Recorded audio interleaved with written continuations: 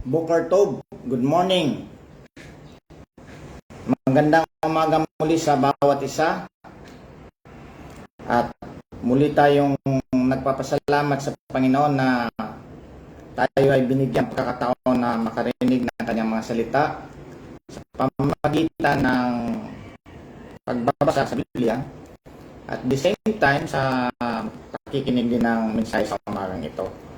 Kasi alam po natin ang ating pananampalataya kay Jesus Christ ay makukuha lamang natin yan sa pamamagitan ng ating pakikinig at pakikinig ng salita ng Diyos, and it is about Jesus Christ. So the center of our faith is Jesus Christ. So sa umaga po ito ay ang ating pong title is Jesus Christ, the focal point of all things from eternity past to eternity future. So habang inaantay po natin yung ibang mga tao na maka-join sa ating FB Live message sa mga ito, ay gusto ko pong banggitin ang mga magandang balita ng kaligtasan. Kasi nga sa unang panahon ay ang mga tao po ay nagbibigay ng mga tracts, no? Katulad ni Charles Haddon Spurgeon, lagi siyang madadala ng tracts at iniiwan niya sa mga train ang kanyang mga tracts. Ang tracts po ay it is about the gospel. It is about the work of Jesus Christ at paano po ang tao maliligtas. Kaya sa kapanahonan ngayon, pwede din tayo mag-drop ng mga gospel tracts pamagitan ng maliit na paraan. No, ibabahagi natin habang tayo ay nag-aantay sa ating pagsisimula ng mensahe na to. Pwede natin banggitin ang gospel in a short message, or sabi nga elevator speech or pitch, no? So ang gospel po ay is about Jesus Christ, no? It is about Jesus Christ na siya yung God na nagkataong tao na pinadala dito. And it also concerns about man, kasi ang man po ay nagkasala dahil sa pagkasala niya, namanan natin yung nature of sin, and we all sin, no? Kaya nga tinatawag tayong sinners kasi we inherited the nature of Adam. We sin because we are by nature sinners, no? At the same time, nakakakumit tayo ng kasalanan, no? Nakakumit tayo ng kasalanan, and if we committed one sin, hindi na tayo makakapasa sa panuntunan ng God na perfect righteousness. So, ang tao po ay makasalanan according to the Bible, at ang Diyos ay holy siya. Ang kanyang standard ay perfection. 1 Peter 1:15, be holy for I am holy. And Matthew 5:48 na be perfect just as your Father in heaven is perfect. At yun ang ating dilema at problema, na hindi tayo makakapunta sa kaharian ng Diyos. Kaya ang pinaka-gospel talaga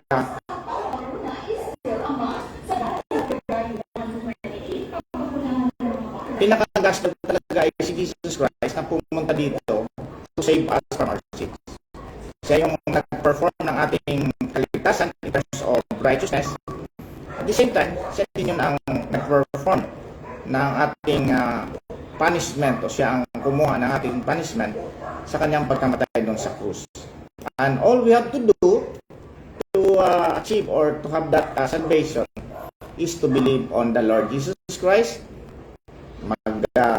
Magmamakaawa tayo sa Panginoon sa banal na Espiritu na i-regenerate niya tayo, malaman na tayong makasalanan. At the same time, pag malaman natin, tayo ay magsisi sa kasalanan at tanggapin si Jesus bilang Panginoon at tagapagligtas at sumunod sa kanyang mga utos, no?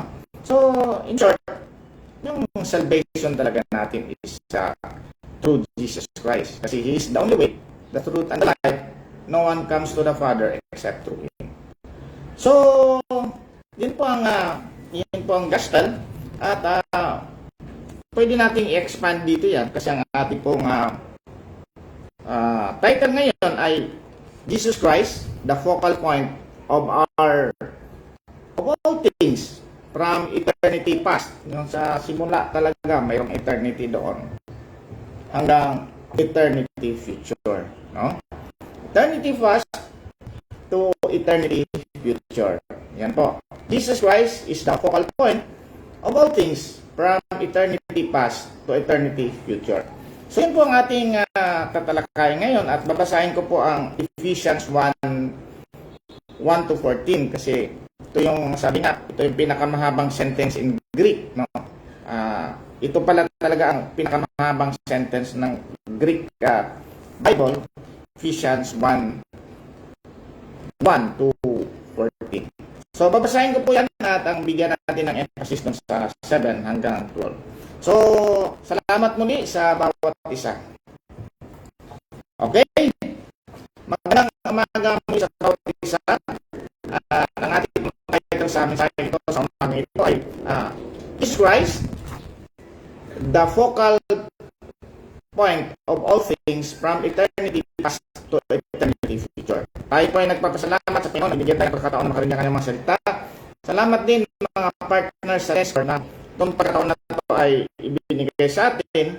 At I hope na although ang iba hindi makarinig live, pero siguro mamaya pag pinapost natin ito sa ating group ay maririnig nila. So tayo muli nagpapasalamat sa Panginoon na bigyan tayo ng pagkakataon na makarinig. Ganon din ba sa ibang makakarinig ito? So, katulad na aking sinabi, babasahin ko po ang Ephesians 1:1 to 14. New King James Version po ito. Paul, an apostle of Jesus Christ by the will of God, to the saints who are in Ephesus and faithful in Christ Jesus. Grace to you and peace from God our Father and the Lord Jesus Christ.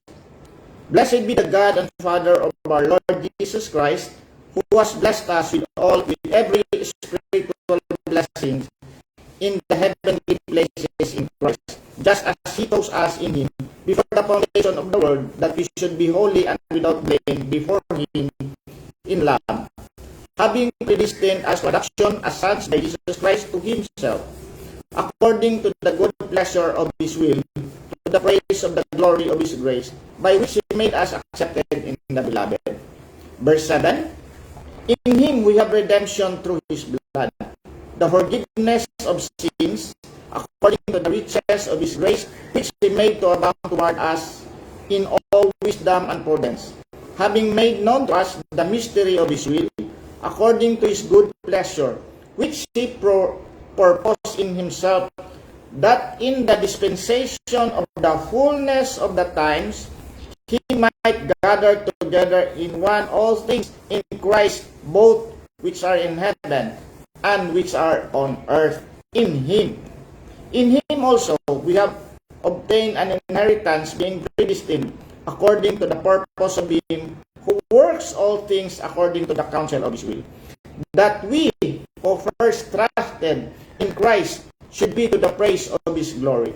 Verse 13, in Him you also trusted, after you heard the word of truth, the gospel of your salvation, in whom also having believed, you were sealed with the Holy Spirit of promise, who is the guarantee of inheritance until the redemption of the purchased possession of the praise of His glory. Okay, salamat po sa pagkakabasa ng salita ng Diyos. Tayo muna manalangin. Panginoong Diyos na aming Ama, muli kaming lumalapit sa iyo at katulad ng aming patuloy na at palaging pinapasalamatan sa iyo na kami po Lord ay binigyan mo ng pagkakataon na makarinig ng salita. Kasi alam po namin Lord na sabi mo, faith comes by hearing and hearing by the word of God. Sana ang mga salitang ito Lord ay pumunta sa mga isip at spiritual na puso ng bawat isa upang mabuksan ng kanilang puso at isipan, maintindihan ang iyong kabutihan na ginawa sa amin Lord. At ganoon din po Lord sa iyong pagligtas sa amin. Bless mo po rin ako Lord at ganoon din po sa aming makinig ay bigyan mo ng unawa upang maintindihan ito. Salamat muli Lord. Dalangan namin ito Lord sa pangalan ni Jesus na aming Panginoon, tagapagligtas. Amen. Tayo po ngayon ay muling magpapasalamat kasi ang ating pong babahagi ngayon is about Jesus Christ. No? Kasi the last time nung aking binahagi is about Ephesians 1:14 kasi dito po ay makikita po talaga ito po yung pinaka-gospel, ang pinakamagandang balita ng kaligtasan. This is the side on the side of God talaga kung anong ginawa niya para tayo maligtas. Kasi minsan tayo nakatingin sa side ng God's side at minsan nakatingin din tayo sa side ng human side, no? Sa human side, makikita natin palagi ano bang ginagawa ng tao, ano bang ginagawa ng tao, ano bang ginawa ng Diyos upang magawa ng mga tao ang dapat gawin. Pero dito sa kabilang side, ay nakikita natin yung God side talaga ng ginawa. So mayroong isang tao doon, rabbi siya ng isang Hudyos. Tinanong siya, ang tanong sa kanya ay, marami ng iba na hindi naniniwala sa kanilang relihiyon. Specifically doon sa mga Hudyo, Judaism religion. Ang sabi nila, dapat daw gagawa lang tayo ng mabuti. Anong masasabi mo yan? Tinanong ng isang rabbi. Ang sagot ng isang rabbi na sabi niya, para ka daw naniniwala ka sa justice pero hindi mo sinusunod yung mga nakasulat doon sa mga law books or mga reference materials mo. Ang point niya is hindi pwedeng gumawa ka lang ng mabuti, dapat daw sumunod ka doon sa mga inuutos o tinataka ng Diyos sa iyo. O, kunyari daw sa Judaism, dapat daw sumunod doon sa Torah. Ang point doon is, ang sabi niya, this is not about, sabi na, quote niya ito, this is not about what God can do for you, but what you can do for God. Doon ako na hindi na mangha, para nagulat, kasi ang kanyang pananaw ay what you can do to God, no? Rather than what God can do to you. Pero sa side na to ay pinapakita natin dito na this is what God can do to you. Because your works or your effect, yung mga effect mo ay hindi mangyayari yan. Yung mga resulta na nagagawin mo ay hindi mangyayari yan kung hindi talaga gagawa ang Diyos ng kanyang side. So sa umagang ito ay ako ay nagpapasalamat po na nabasa natin ang Ephesians kasi ito po ang book talaga na nung una pa, nung nagsisimula pala ako, ito yung pinaka-paboritong book ko kasi ito yung pinaka-book of grace talaga kung anong ginawa sa akin ng Panginoon. No? Personalized na akin ito. In fact, na ano talaga ako sa grace of God. Sa aking pananaw, ang grace talaga ang God, ang lahat ng lahat at about Jesus Christ.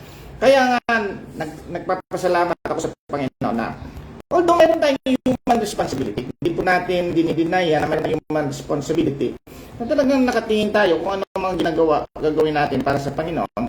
Pero ang pinaka-importante, anong ginawa ng Panginoon sa iyo sa kabilang side. Kaya nga yung sa kwento nga ni John Bunyan, si John Bunyan ay meron siyang isang libro na Pilgrim's Progress. Si Christian ay pumunta doon sa parang isang bahay na nagpapaliwanag sa kanya. Mayroon isang illustration doon na parang ang isang tao, mayroong apoy. Pinapatay niya, ginagamitan niya ng fire hose or parang tubig. At nakikita ni Christian at saka yung interpreter na hindi na mamatay yung apoy. Sabi ni Christian, anong ibig sabihin nito? Anong illustration nito? Sabi ng interpreter doon meron itang interpreter doon, ang pangalan ng interpreter, karakter yan siya doon sa Pilgrim's Progress. At ang karakter din na si Christian, nakikita nila yung nagbubuhos ng apoy doon, nagbubuhos ng tubig doon sa apoy at hindi mapatay-patay ng tao yung apoy.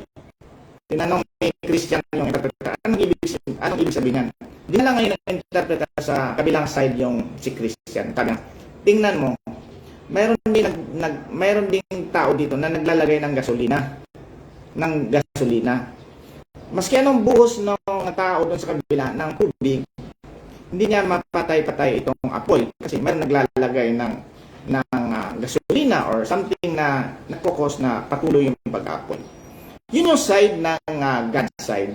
Na tayo, sa ating paningin, minsan sa ating paningin ay gusto natin sa kabilang side lang tayo natin anong magagawa natin ng God. Pero on the other side, hindi natin nakikita kung anong ginawa ng God sa atin. Napanay ang buhos niya ng grace sa atin. So, ako po ay parang natutuwa na parang binigyan din ako ng pagkakataon na may balikan ko tong Ephesians. No? So, katulad ng aking sinermon last Wednesday, this is about moral boasting ng mga tao, nakikipaglaban na hindi kayo matatalo, sabi ng God. Kasi this setup is Paul writing to the Ephesian church, to the church of Ephesus, na tinatag niya many years na bago siya nabilanggo. Ang Church of Ephesus ay parang nandun siya sa center, na nandun yung mga temple of Artemis at temple of nandun yung goddess of Diana. In short, maraming mga temples doon at existing yung mga Greek goddess, God and goddess, and Roman goddess and God. No? So, ngayon, ang Christianity doon ay bago pa lang. Alam po natin, first century, makiat na si Jesus Christ, si Paul ay nagbabahagi doon sa iba't ibang area, nagsumakay siya ng mga barko sa Mediterranean Sea, at nag-expand siya ng Christianity, which is si God talagang nag-expand noon. Ginamit lamang si Paul. Ngayon, itong Ephesus na to ay parang combination ito ng mga Hudyo at saka Gentiles, no? Kasi si Paul nga ay nag-19 or something doon sa Acts na nagkwento siya doon sa sinagoga. Ang sinagoga ay bahay ng bahay ng church siya ng mga Hudyo, Knesset, no? Beit Knesset, no? Yung bahay yan ng mga Hudyo, pang church nila. Doon sila nagtatalakayan, babasa ng Torah, Tanakh, something like that. Pero maraming hindi nag-believe kay Paul kasi tinuro ni Paul about the resurrection of Jesus Christ.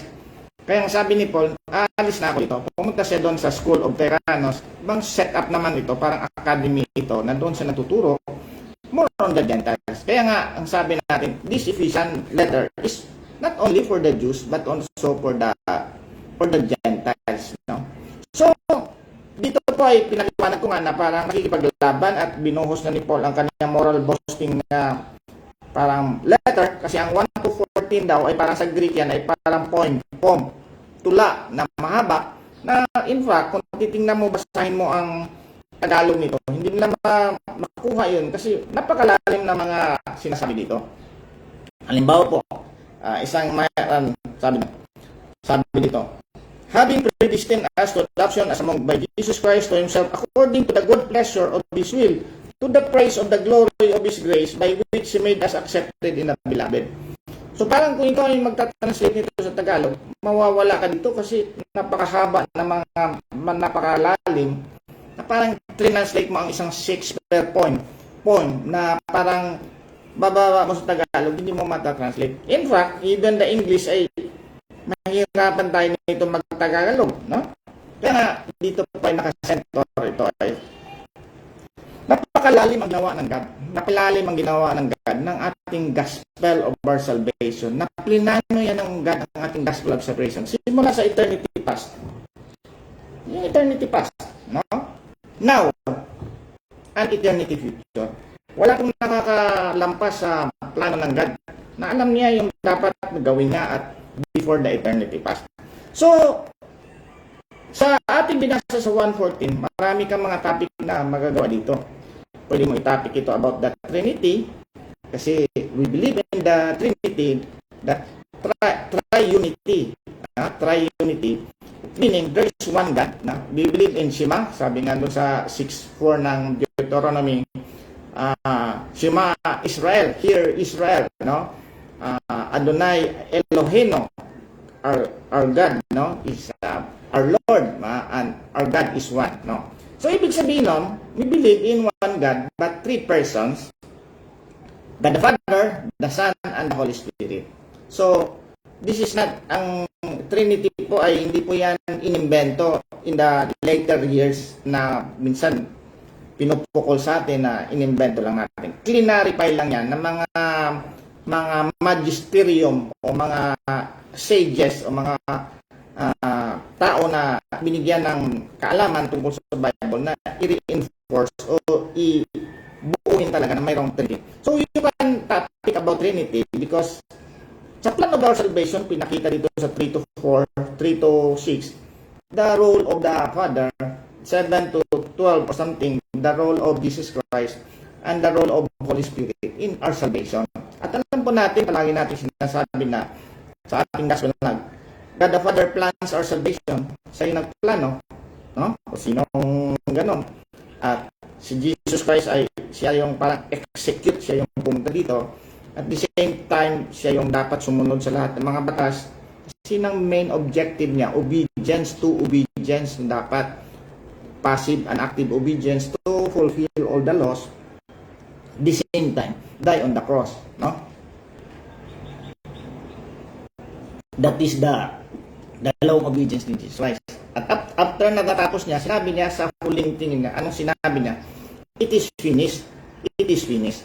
So, yung mga theology na si Jesus Christ ay pumunta pa doon sa hell para bayaran pa doon, hindi na niya, kasi doon pa lang sa cross, bago siya namatay, bago na ibinigay ang kanyang buhay, sabi niya, it is finished. So, ang kanyang role as taga-accomplish talaga ay finish na doon sa cross, no? Hindi na nung sa ilalim siya, tapos na, no?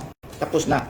Wala na doon sa pagpunta na sa 3 days. So, tapos na alam po natin din po na all of this believe on the work and person of Jesus Christ in order to be saved. And the role of God the Holy Spirit is i-reveal niya sa atin. At the same time, bibigyan niya tayo ng silyo bilang ating guarantee na ma-achieve talaga natin yung inheritance natin.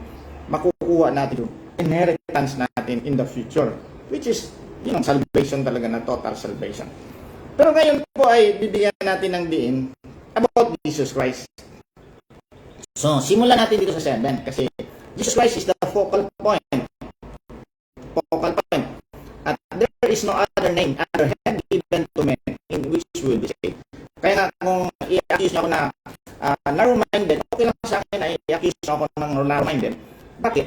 Kasi I believe that the only way of going to be saved and going to heaven is through the Lord Jesus Christ. And that is always written in the Bible. Kaya nga hindi tayo bibigay doon na other way can do heaven.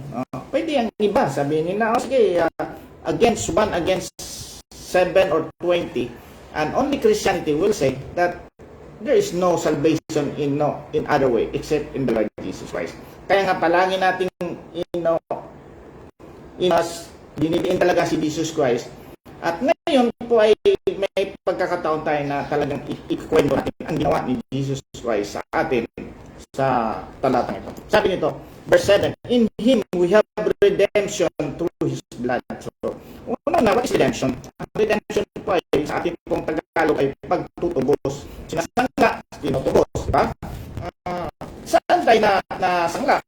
Nasangla tayo, nalipin tayo sa ating makasalanan. Hindi tayo nalipin hindi tayo tinubos sa devil kasi wala namang kapangyarihan ng devil. Isang pitik lang yan ng God. Sisiw lang yung devil niya. Hindi tayo tinubos sa devil.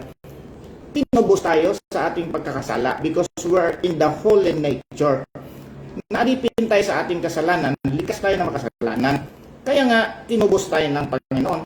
Although very mahirap din bakit babayad pa ang God ng kanyang dugo? Kasi meron na siyang rule na nailagay.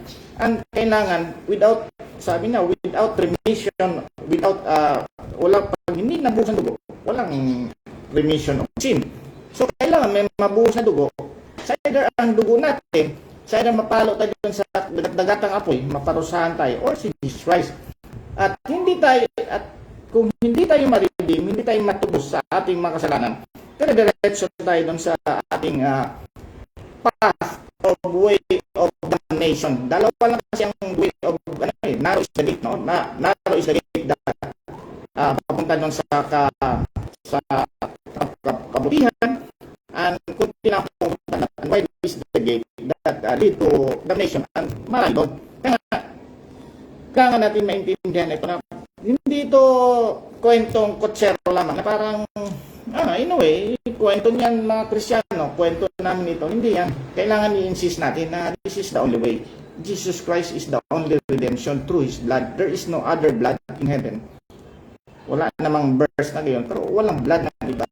Kasi kung may blood ng iba, hindi makakaligtas yan. Only the blood of Jesus Christ, who is true God and true man. No? Nasakop tayo sa ating pagkakasala. Kaya nga, napakaganda itong redemption na to through His blood. No? So, kailangan tayong i-redeem doon sa ating pagkakasala.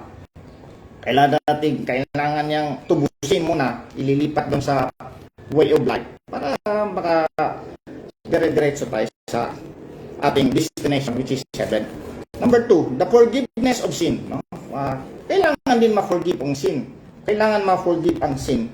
Paano ma-forgive? It's either may magbayad, no? It's either ikaw magbayad, nasa iyo yan. Kung ikaw magbayad, hindi mo rin kayang bayaran ito. Kasi sabi nga sa Galatians 2:10 or something na parang kung gusto mong bayaran ito, dapat sundin mo lahat ng utos. First is the one who cannot follow all the laws. No? Sabi dito sa Galatians. Sabi 2:10, for as many as are the works of the law are under the curse of the law. For as many as are of the works of the law are under the curse. For it is written, cursed is everyone who does not continue in all things which are written in the book of the law to do them. But that no one is justified by the law in the sight of God is evident, for the just shall live by faith.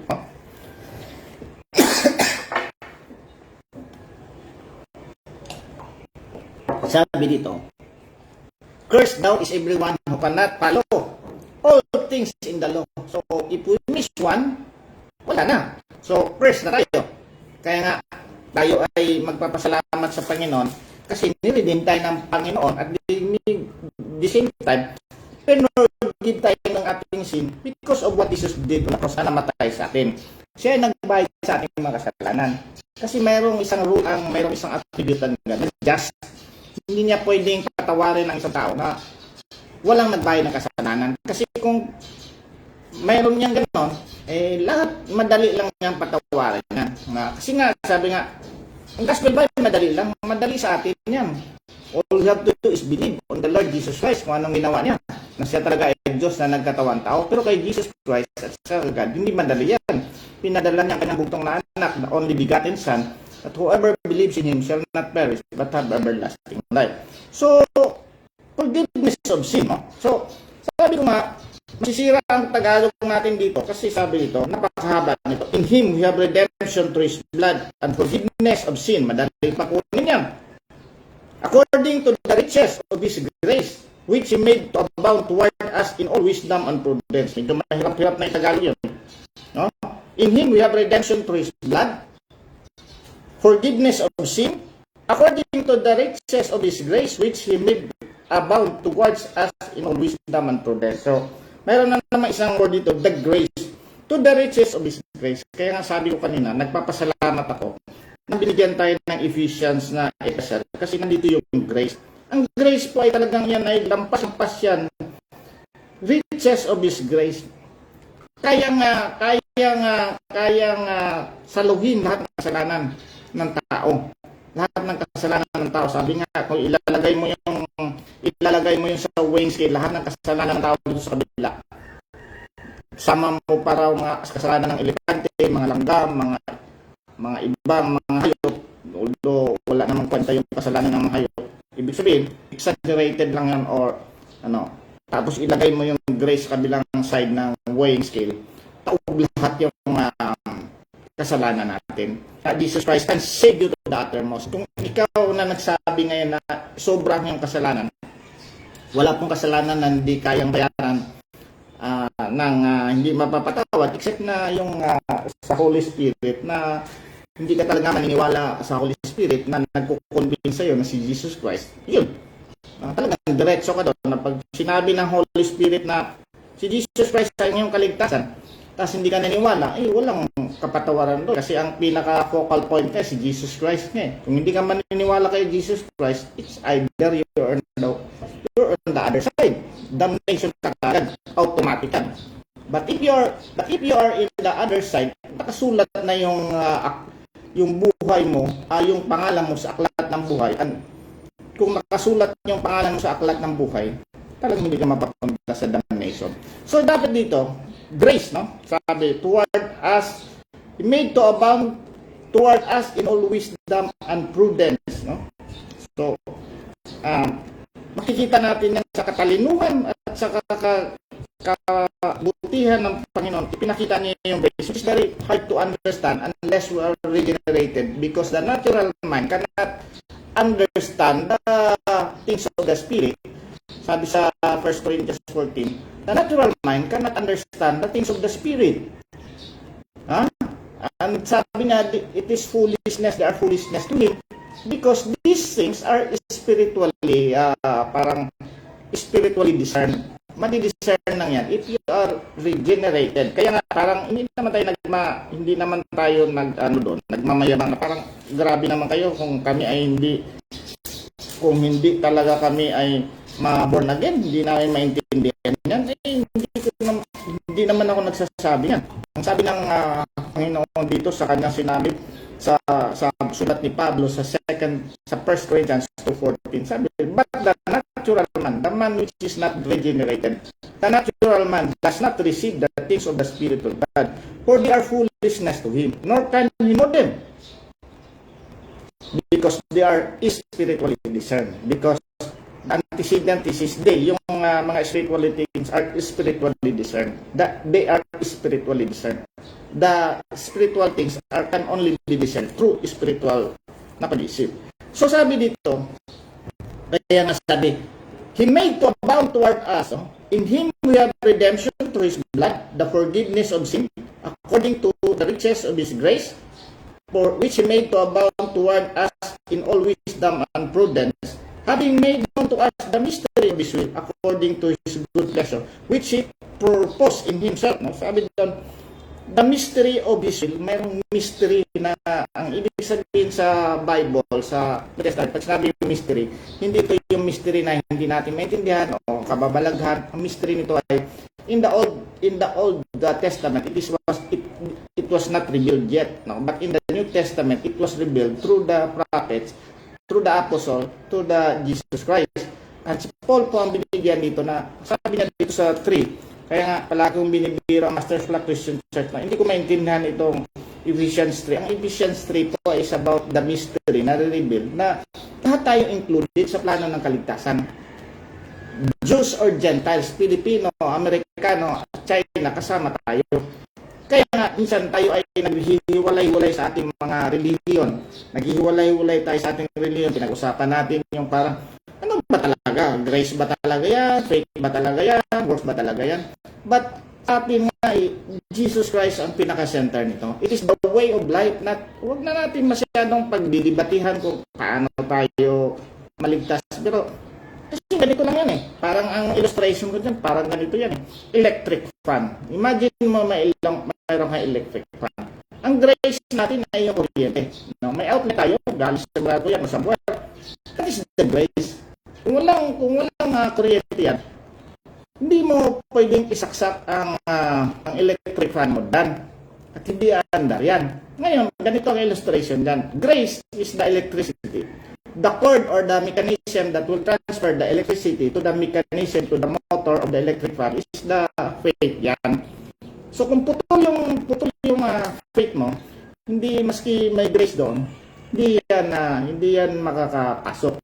Ang works natin is yung pag-ikot ng electric fan.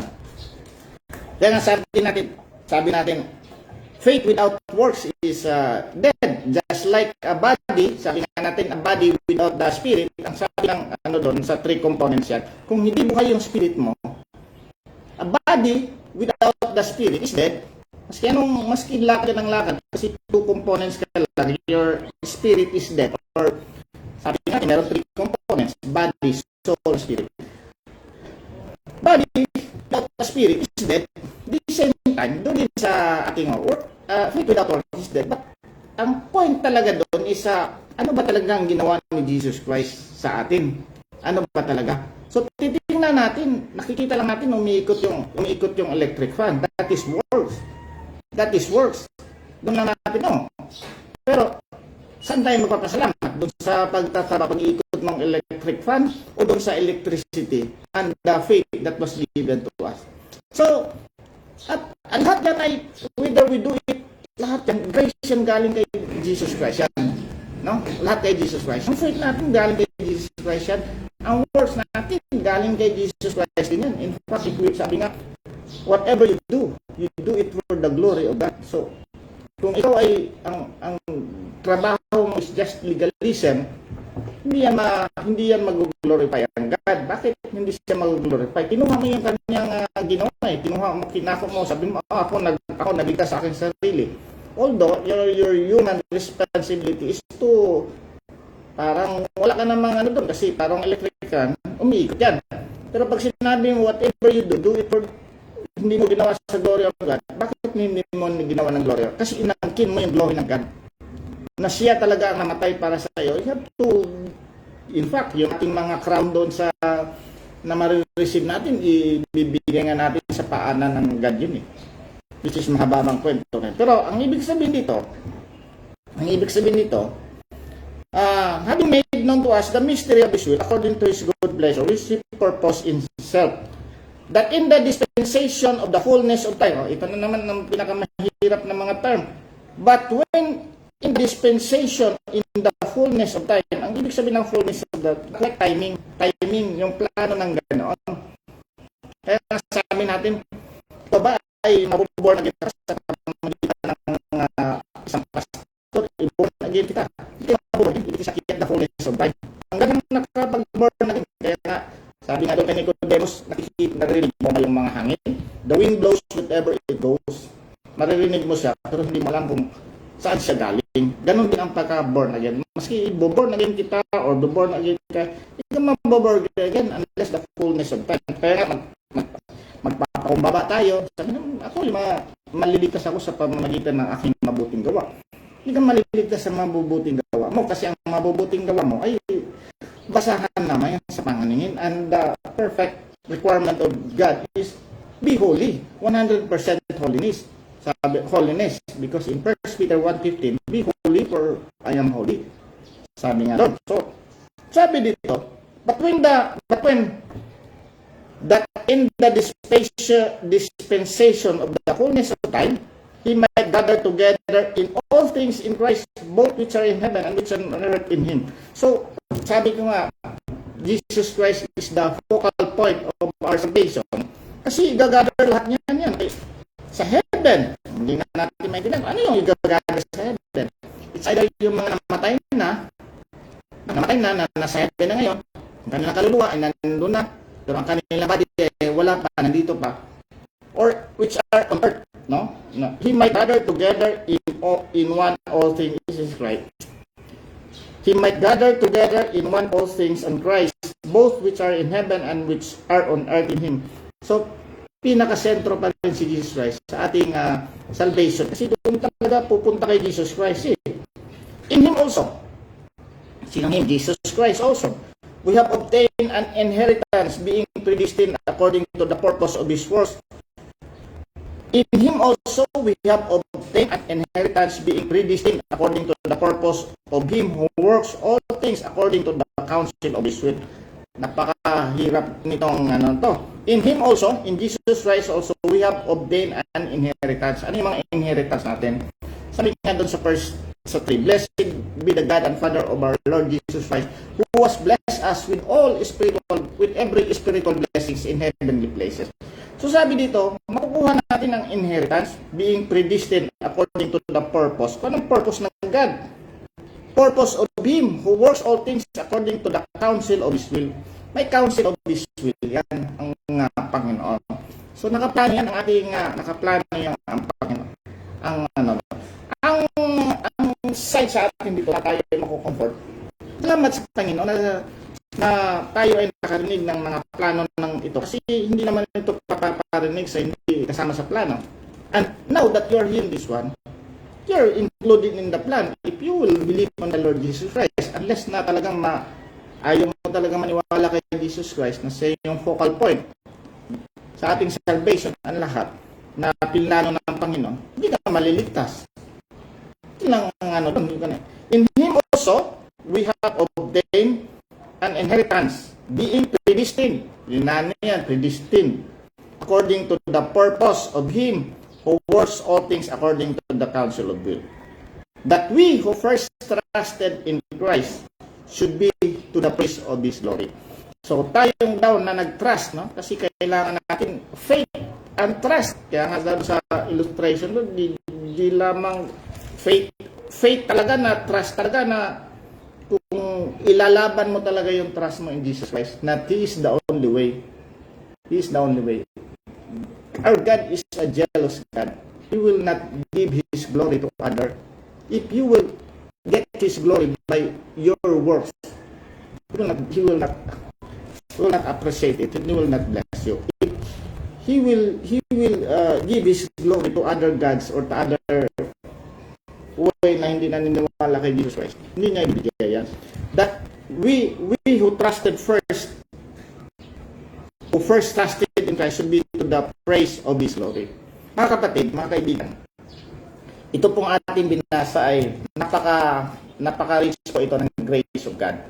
The grace of God at the gospel ay naka-ano dito. Kaya nga kung gusto mo maintindihan talaga yung gospel, makikita natin dito sa ating binasa, Ephesians 1:14, na manalangin tayo sa Panginoon na talagang ang grasya talaga ay ibinibigay sa atin. Ang grasya talaga ay for every, sabi ko nga nung last Wednesday, multifaceted grace yan. Multifaceted. Yung iba't ibang parang diamond daw yan na may mga iba't ibang face. Yung diamond, may mga ganun-ganun yan eh. Sabi ni Charles Haddon Spurgeon, lahat ng mga problema mo, lahat ng mga trials and temptation mo dito, kung ikaw ay dumanas ng mga trials and temptation mo, kung ang face, ang isang facet ng trials mo ay color orange, mayroon yung katumbas na kulay orange din na grace. Kung ang trials and temptation mo ay green, mayroon din yung katumbas na facet na kulay green na grace. Ang grace ay hindi nauubos yan. Kaya nga dapat maintindihan natin yung grace. Mercy and grace. Ang mercy is parang dapat paluin tayo, hindi tayo pinalo. No? Dapat ay mapapunta tayo sa impyerno, hindi tayo pinapapunta sa impyerno. That is mercy. Kasalanan natin, dapat tayo paluin, hindi tayo pinalo. But grace is, parang undeserving favor na hindi tayo karapat-dapat. Hindi tayo karapat-dapat na bigyan ng grace ng Panginoon. Hindi nga tayo pwedeng magreklamo na sabihin natin, ba't mo ako hindi liligtas? Grace kasi yan eh. Dapat maintindihan natin ng grace na undeserved kayo, undeserved favor yan. Ibibigay ko ito sa iyo kung ang pakialam. Hindi ka pwedeng magreklamo. Grace ito eh. No? Sabi nga ni Paul, ang ating is, if it is grace, it should be grace. Otherwise, kung may dagdag na works, hindi na matatawag na grace yan. Kung sinabi mo grace plus works, hindi na grace yan. If works, kung magtrabaho ka, dadagdagan ng grace, hindi din pwede. Otherwise, it will not be called works. So, mamimili ka. Gusto mo ba doon sa work? O di mag-work ka, curse ka. Gusto mo ba doon sa grace plus work? Hindi rin pwede yan. Kasi otherwise, hindi na grace yan. Work na yan. Or wala nga kwenta yan. Doon tayo sa grace. Grace talaga na sovereign na God. Pasalamat tayo. Kaya nga, to the glory of God. Sa huli po ay maraming mag-accuse sa atin. Parang sobra naman ng grace ng Panginoon na talagang ganun po. Ganun talaga yan. Kaya nga, pag na-realize mo yung grace, baliwala yung mga ginawa mo. Baliwala ang ginawa mo. Doon nga sa Luke 17, sabi nga, Luke 17:10 na something like, nagtrabaho yung isang alipin. Sabi ng, ikaw ba, naamo, galing yung alipin mo sa field, nag-araro siya doon, nag-ano siya ng mga trabaho doon. Pagdating niya sa bahay, dapat magluto rin siya doon. Sabi nga sa Luke 17, dapat magluto siya doon. Tapos, pagkatapos niya magluto, sabi mo, mali ka, kakain ka, hindi. Kakain mo na yung amo, the same time, hintayin niya na uminom at kumain na yung hari or king or owner or master, saka makakain ng yung slave. Kaya nga ating nagayan. Trabaho tayo ng trabaho dito.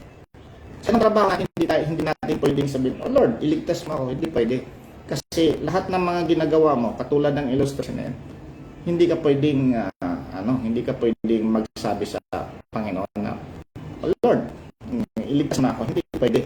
Kaya nga, kung ito ay maraming naan dito, ang God ay sovereign. At ito ang pinaka talaga na narinig ko. I hope na hindi nyo ito ma-misunderstood. Sinabi ni Spurgeon, maintindihan mo lang ang sovereignty of God. Kung ganito, I hope na hindi nyo ma-misquote. Ganito yung pagkasabi ni Charles Haddon Spurgeon sa sovereignty. If you will really understand the sovereignty of God, ganito yan. Na ikaw, palagi nagsisimba, palagi nagbabasa ng Biblia, palagi nag-aaral ng salita ng Diyos. Tapos, yung isang kasabay mo doon na hindi siya nag-aaral ng salita ng Diyos at lasinggo siya or anong ginagawa na. Tapos, pagdating sa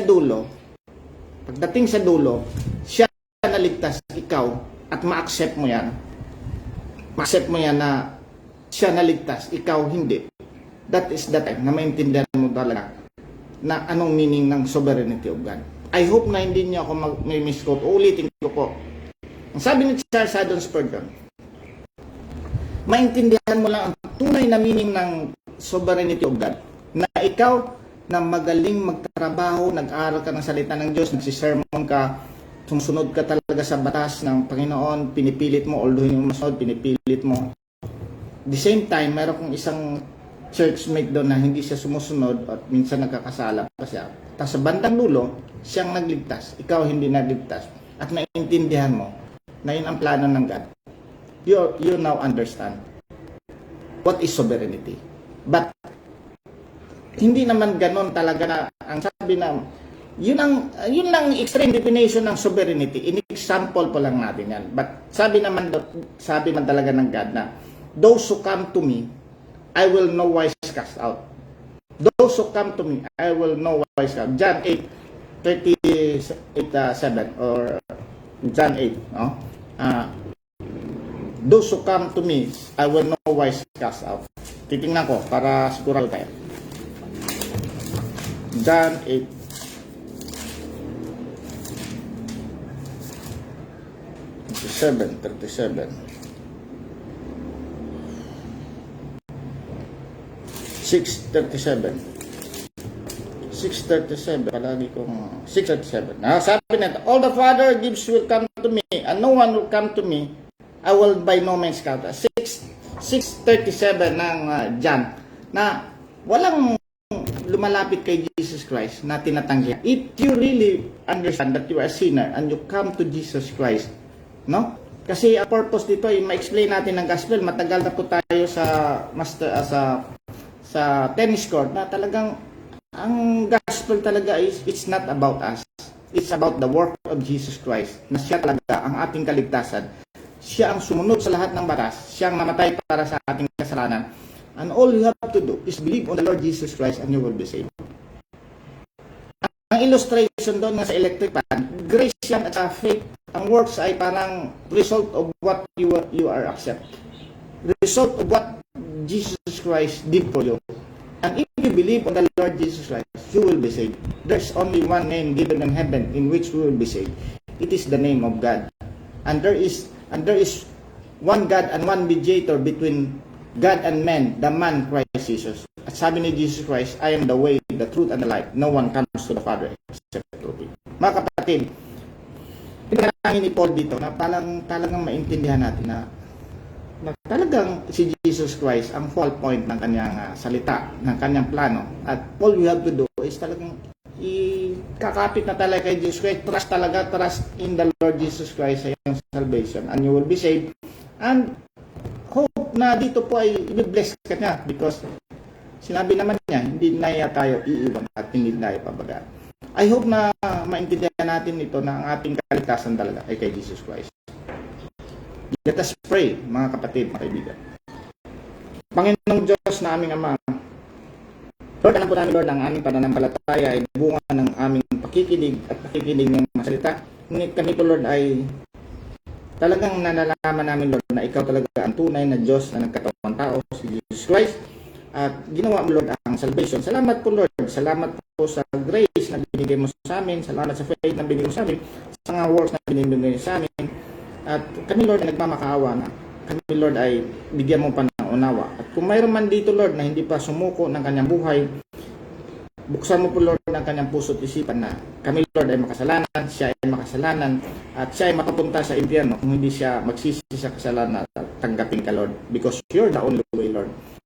And there is no other way to salvation but Jesus Christ. Salamat muli Lord at dalangin namin Lord in Jesus' name. Amen. Guys,